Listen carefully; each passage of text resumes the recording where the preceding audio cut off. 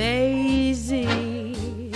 I wanna be lazy. Sound fantastic. Hello, everyone. Welcome to Amuse-Bouche. Hello. Today, this is not Julie.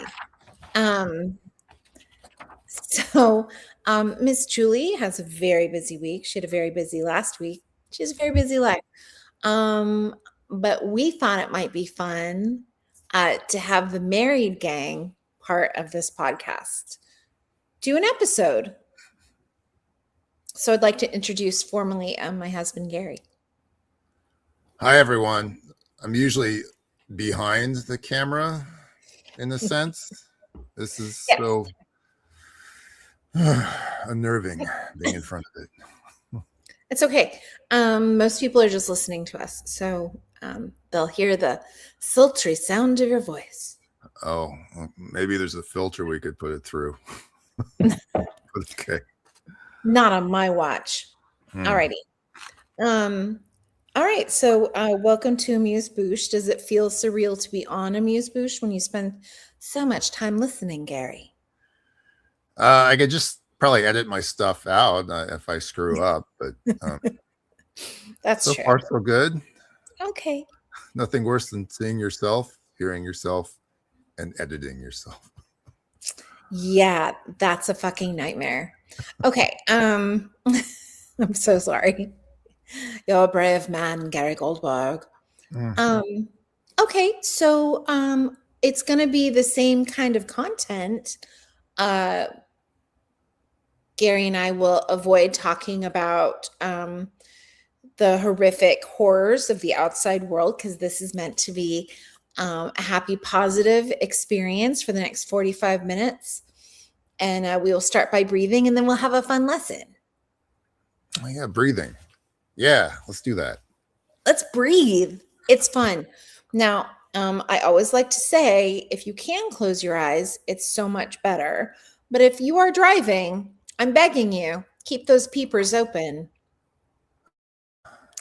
Can't see anything. But we're going to... Perfect. But you're not driving, so it's perfectly safe for Gary to close his eyes. Okay, so we're going to do box breathe. You know it well from listening to me say it over and over again. So we're going to start. We're going to start with a nice inhale on a count to 1, 2, 3, 4. Hold 2, 3, 4. Exhale 2, 3, 4. Hold 2, 3, 4. Inhale 2, 3, 4. Hold 2, 3, 4. Exhale 2, 3, 4. Hold 2, 3. One more. Inhale 1, 2, 3, 4. Hold 2, 3, 4. Exhale 2, 3, 4. All right. Ooh, that was work. It's work worth doing, Gary. Now, I always send pictures to you, usually. But while we're doing the podcast, I send pictures to Julie. So I'm going to send you some pictures. Okay. Hold on. Let's see. Okay, we got that one. Meow, meow, meow. Okay.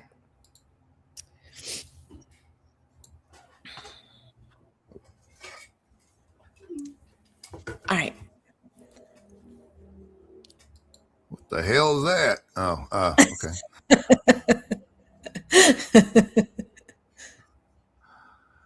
What do you see, Gary? Do I look at now? Was a pencil? What do you see? Yes, I'm going Oh, to tell you the history of writing implements. Oh, okay. Go for it. Alrighty. I know, right? Okay, so I got this information from Britannica.com, pencils.com, and oldtimey.com. Well, I know. So the original writing tools were our fingers, Gary. And we used paint that was made from rocks, usually black or red, on a big cave wall. I'm sure you've seen those paintings. They're often with of fingers? horses. Yes, with fingers. They use their fingers. Oh, okay. Unless a surface was going to be etched, in which case, of course, they'd use a sharper rock that they could use to etch or carve into a wall. Then around 3400 BCE, so that's before the Common Era, so about 5,400 years ago, Romans, Babylonians, and Sumerians were all using something called a stylus. Now, stylus is basically a stick or a stick shape that they used to mark or engrave. And they would use iron, bronze, lead, or bone. And they would etch onto wax or clay tablets. The clay tablets, then they could fire and they would have something that would last, but the wax was just going to be temporary. Hey, I forget what Julie does. Does she like interrupt with like, Yes, and then say something about clay?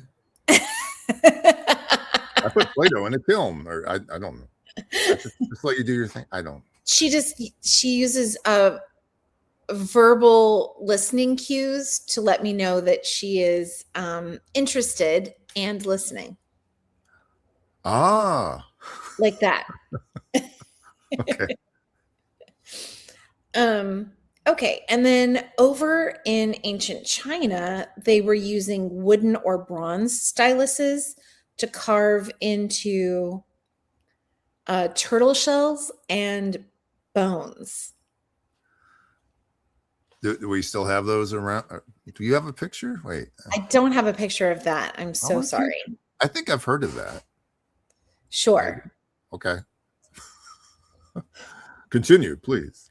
So we're going to scoot forward about 3,000 years to when in 400 BCE, when the Egyptians created sweet papyrus. And that, of course, was just layering of pulp to create something they could write on. But they also created the first pen, Gary. They would take marsh grass stems that were hollow inside. So they were very woody. So they were more like wood than grass, if that makes sense.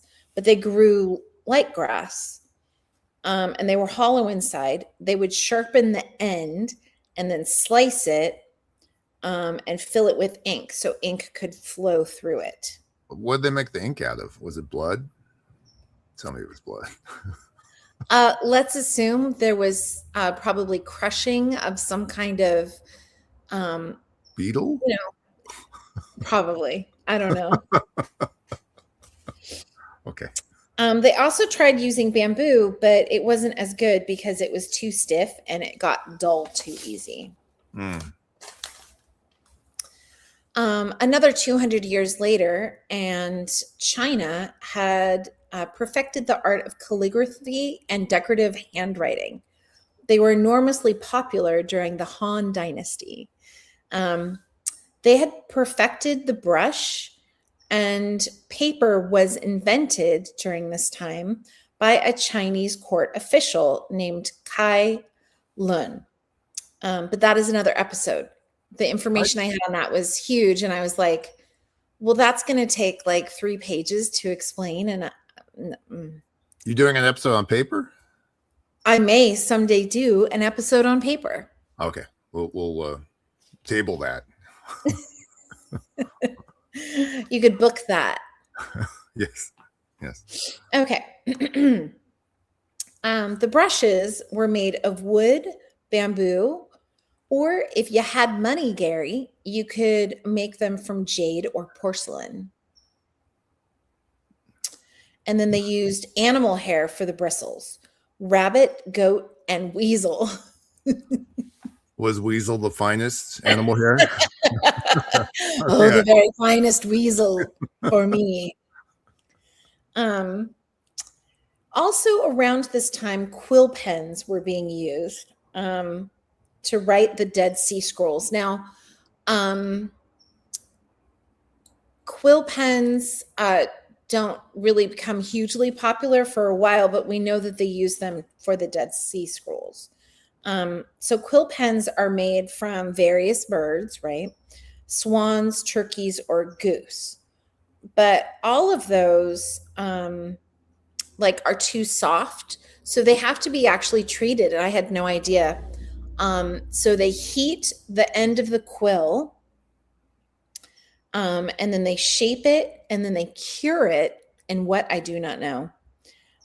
And then they cut it to allow for a longer use. And then to keep the tip sharp, you have to trim the end with a penknife regularly. They had pen knives? I guess they had penknives, Gary.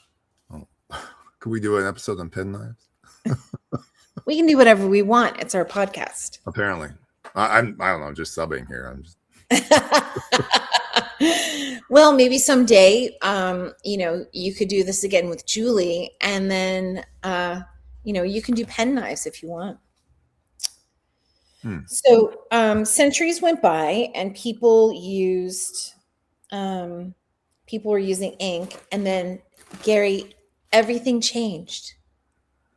Why? Because in 1564, a large graphite deposit was discovered in Borrowdale, England. The metal was so soft it needed a holder, but it made a nice dark mark on paper, and they would wrap twine around it. I think I sent you a picture of that. That was sort of the first pencil. They would take a long piece of graphite and they would wrap some string or twine around it, and then basically just cut off the string and twine as the pencil got smaller. Was it invented by Lord Pencil? Please be Lord Pencil. Earl of Pencil? I don't know. I'm so sorry. Okay. I know.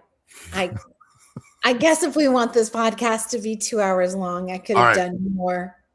Okay. It doesn't matter who it was. Their legacy remains. But I mean, so the metal was so soft, it needed a holder. So at first they used string, but then they inserted it into a hollowed out stick. Then pencils were first mass produced in 1662 in Nuremberg, Germany. And I bet that's what they wish they were known for. They probably were until about 1946. Right. Or not. But they weren't the only ones, because pretty much through the 19th century, the pencil industry developed intensely during the Industrial Revolution. So many a pencil factory was made. Over in America, early Americans depended on pencils from overseas, but once the revolution kicked off, we were cut off. Was there a pencil tax? I bet there was. I bet it was fucked too.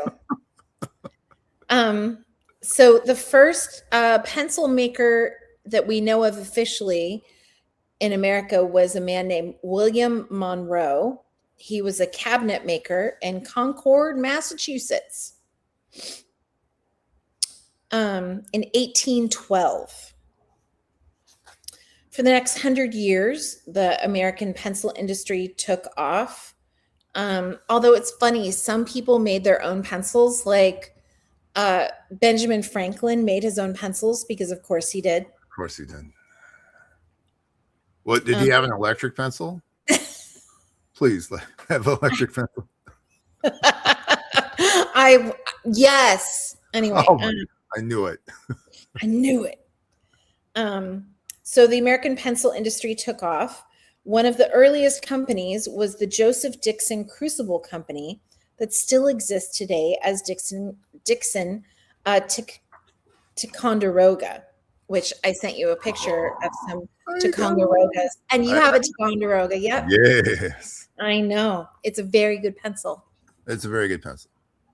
It's almost too good to use. But yes. So the first pencils would be natural wood to show the quality. But then as mass production happened, people wanted their names on the pencils, so they started painting them so that their name would stand out.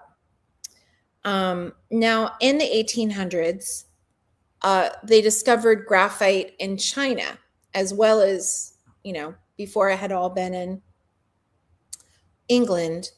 But in China, they found this huge deposit, and they found it to be a superior quality of graphite, made a darker mark, wasn't quite as soft. And some companies wanted to let you know that they were using Chinese graphite. Whoa. So they started painting their pencils yellow.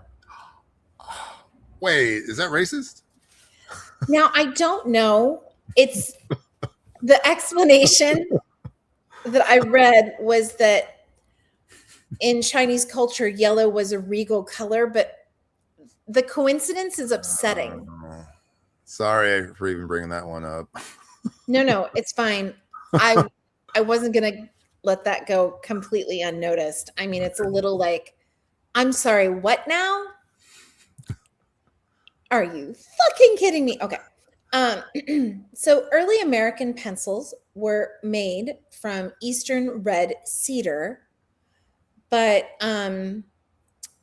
they were worried about depleting all of that type of wood.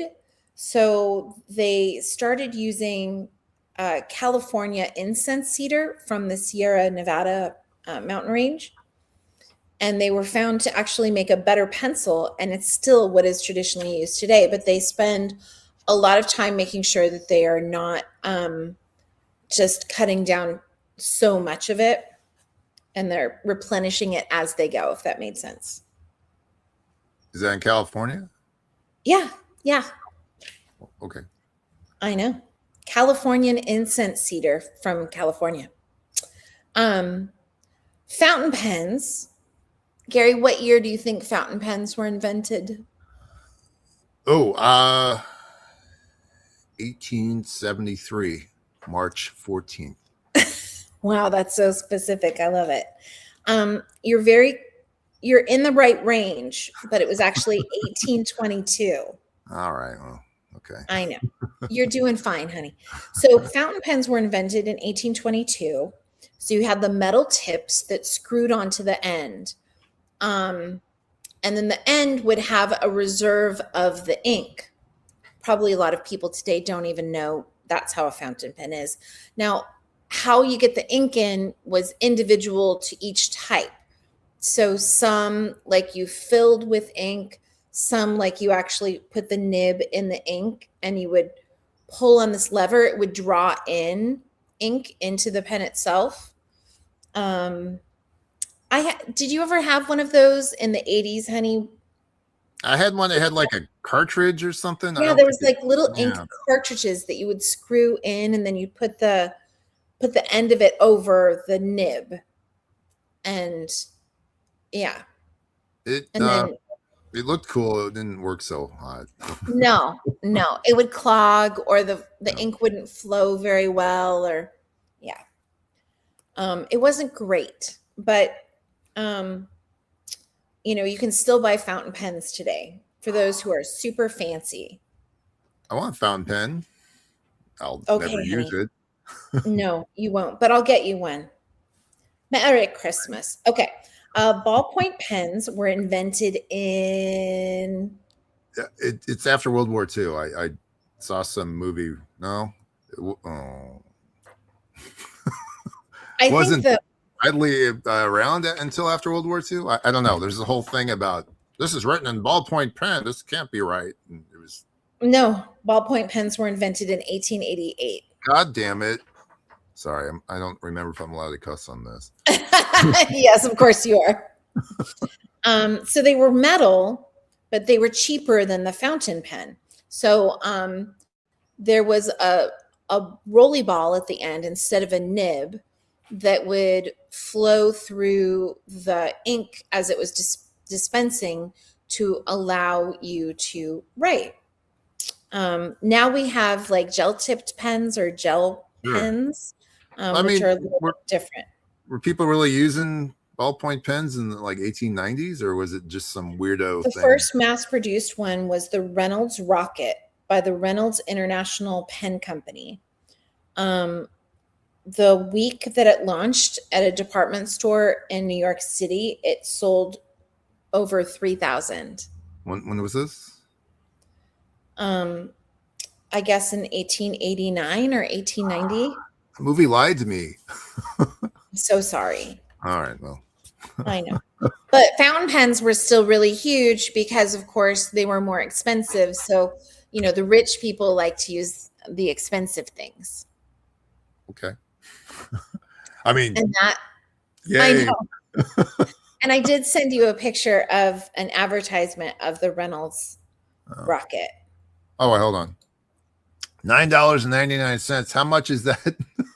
Well, I think this is like from the 40s. So but $57, and I don't know. Because nobody could take a picture of the one from I guess they could have taken a picture of the one from the 1800s, but they didn't. So this is the one that I have. But yeah, the Reynolds Rocket. So cute. Anyway, you can go to the Instagram and see the pictures of the different pens and stuff. Did you learn anything, Gary? The whole finger thing. I thought they always would use a stick, but I guess we're talking cave people. Sticks We are, in fact, using cave people. Yeah. Rich cave people sticks. They were just like us. They used their fingers. Oh, like preschool. Yeah, finger painting. Mm. That actually sounds like it would be fun.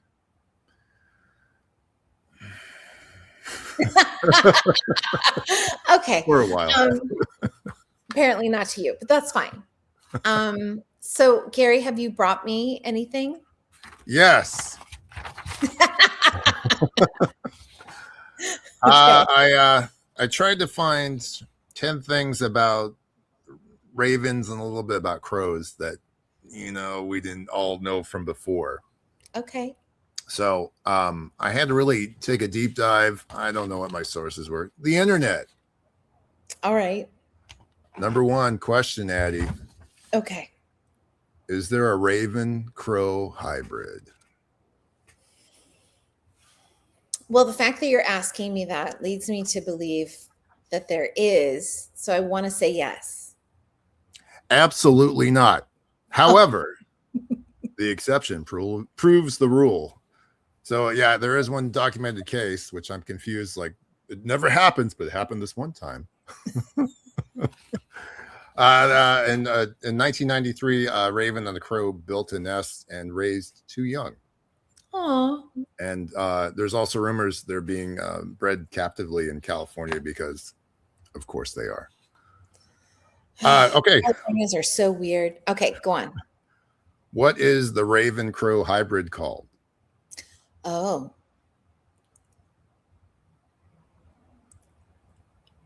A craw? I know that doesn't even make any sense. That's okay. Try again. Raven? Yes. See, you got it right. The other one was a warm-up answer. All right. And then for informational purposes, which I assume this is correct. What should you never feed a crow, I guess, / raven? What you should never feed them? Yeah. Oh. Um, is it a fruit or vegetable? Um, well, some of the things are, yeah. Oh, there's a list. Yeah. I mean, just pick random stuff. I'll say yep or Okay. I I don't know. There's so many things. I feel like they can eat most fruits. I Can would they? assume maybe not onions. Yes, correct. Do not give an onion to a crow. Though it seems like it'd be something they'd eat. I don't know. Let's see. Bananas. No, I think bananas are okay. All right. Um, well, we give our own crows many a seed and nut, so I'm guessing that's fine. Can you feed them things like popcorn? Probably. Sure. Why not? Okay. Um, meat. They'll eat meat. Okay. I don't know, honey. All right. They kind of sound like a good diet. Maybe the fatal crow diet. Avocados, Oh, chocolate. I thought it was just a okay. dog thing. Caffeine. I don't know who these people are. Yeah, I Alcohol, can't imagine that I'd intentionally give a crow like coffee. coffee, and alcohol. Onions and garlic, artificial sweeteners. Oh, okay. Like why? And then uncooked beans, and I think dairy. I think they say dairy for everything now, just because. Oh, sure. Nobody can have dairy. All right.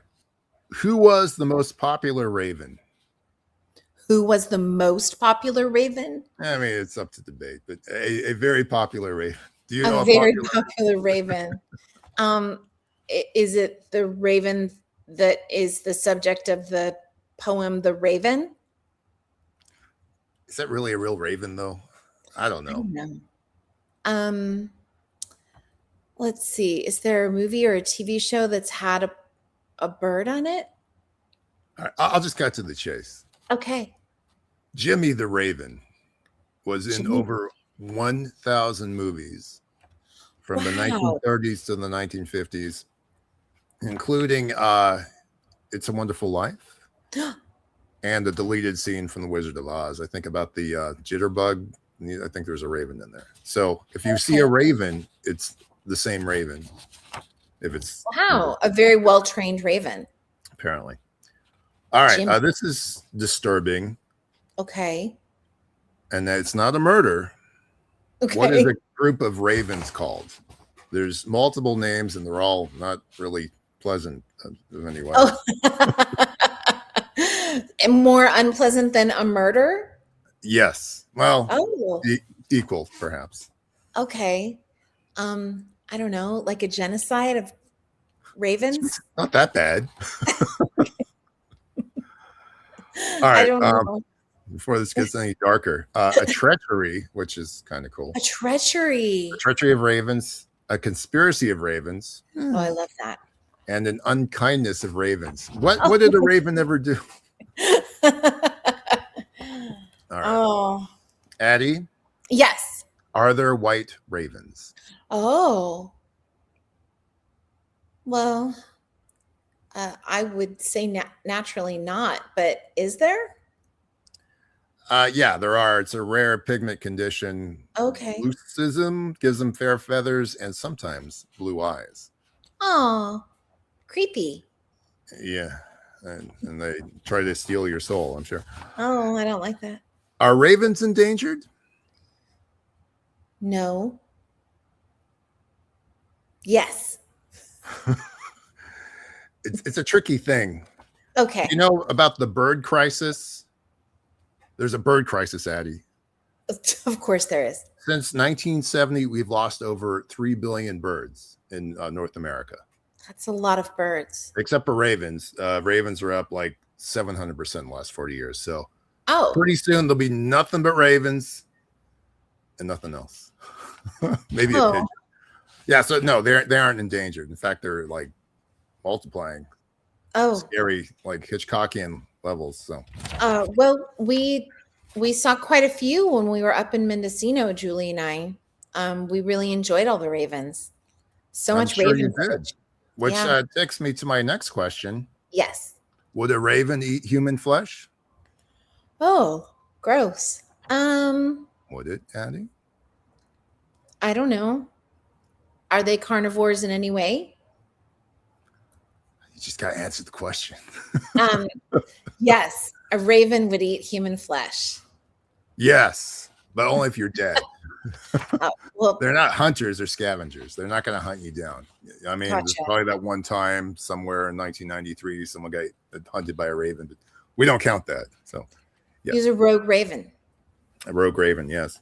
All right. What generally, because there's always some weirdo, what part of the body would a raven or crow eat first? I think you know this. Your eyes. Yes. Your delicious, delicious eyeballs. Exactly. It'll peck out your eye first because it's right there. It's like an invitation. They're nice and squishy. Yum, yum, yum. This one is kind of a gimme. You might be able to tell me more about it. Why, Addy, are there ravens in the Tower of London? Oh, I don't remember the why part. I just remember that they have their own keeper. He has a uniform, and that's literally his job. Is he makes sure that the ravens are cared for, but I don't remember the why. I mean, there's really no good reason except legends, because England. Yeah. Legend has it, if the ravens fly away, the crown will fall and Britain with it. And they've been there since Charles II, so 1660 something. That's all I got. Which we is should maybe transplant those ravens. Anyway, yay. You're smarter. You're smarter about ravens. Aw, yay. Now I know more things. Though I think you're supposed to walk away from this not assuming everything is a craven. Because like, it's a big crow. It must be a craven. Maybe. Wasn't that the name of like a Marvel superhero, a Craven? Probably. Probably. It doesn't sound like DC. Yeah.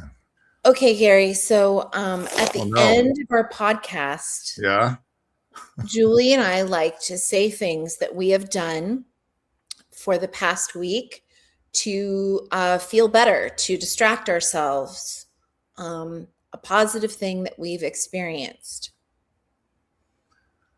This past week? Oh, dear. I know. It's been a rough past week, but you know what got us through? So I'll say that I really enjoyed, we were watching Shrinking, the show Shrinking very much. That's true. Yes. So that was pretty good. I discovered another cozy mystery called Harry Wild, and I think I burnt through like 8 episodes the first day that I watched it. So which idealistic island does that take place on? Is it? So that's on Ireland. It is starring Jane Seymour, also known as Dr. Quinn, Medicine Woman. She must be so old now. She look good? She looks great. And she is a retired professor, of course, whose son is a detective, but she forms a private detective company with like a 17-year-old boy who robs her. Because that's what you do with the 17-year-old boy who robs you. You start a detective company. I'm on board. Yeah. Either that or make meth, I imagine. No. Oh, wrong show. I'm sorry. Do you have anything positive to say about what you've done for the past week? I know. Trying to think something that's not related to work, because I've been in La Jolla all week, and you can just say that was really nice. You love working in La Jolla. That was really nice. I love working in La Jolla. Okay. Good job, Gary. I'll have to try to find joy if I ever do this thing again. Oh, pressure's on. I know. I should have given you a heads up. I know it's hard. There's something you like, Gary. Like, oh, Now,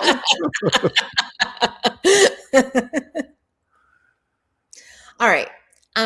Well, thank you. I hope that everyone listening or watching enjoyed this charming husband-wife dynamic. And no worries, Julie will be back again. If you didn't. Um, but I mean, I enjoyed it. I wanted, I proposed to Gary, will you podcast with me? it was a dream come true. Actually, maybe this could be the highlight of my week. There you go, honey. I finally get to, I don't want to say make a fool of myself, but make a fool of myself. Good job. Okay. So thank you for listening, watching. We appreciate you, and rate and review. It does help us. No one has rated us or reviewed us yet. They probably will now. Podcast. I know. Oh, I really liked them until that one episode. What happened? Episode 17. May we never speak of it. All right. I love you, honey. I love you too. All right. Bye. Bye. Lazy, I wanna be lazy.